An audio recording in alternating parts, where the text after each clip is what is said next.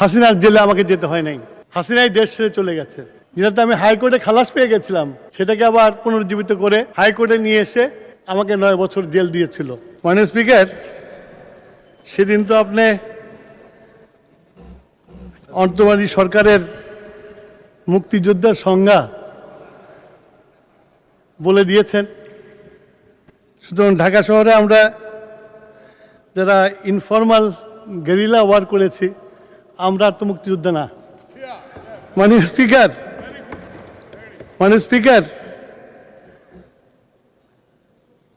আমাদের বয়স হয়েছে,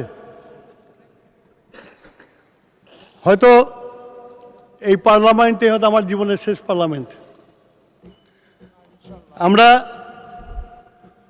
পাকিস্তানের জন্মের পরে জন্মেছিলাম,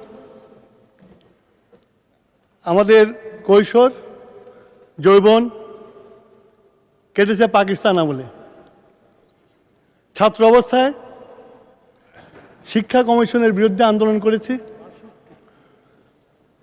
স্কুলে পড়তে। তারপরে হামিদুর কমিশন এর আন্দোলন করেছি, সরস্বতীতে আন্দোলন করেছি, 69 আন্দোলন করেছি। মাননীয় স্পিকার, তারপরে দীর্ঘ 17 বছর একজন বিএনপির কর্মী হিসাবে রাজপথে আন্দোলন করেছি।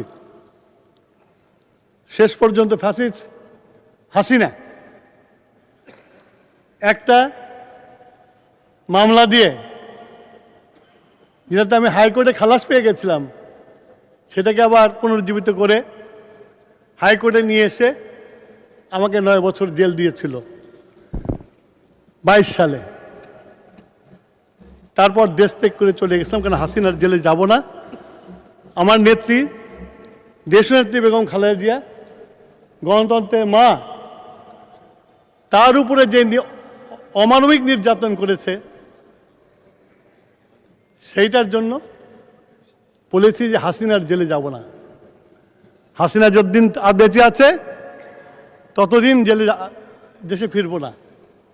আল্লাহর কাছে হাজার শুকুর, হাসিনার জেলে আমাকে যেতে হয় নাই, হাসিনাই দেশ ছেড়ে চলে গেছে।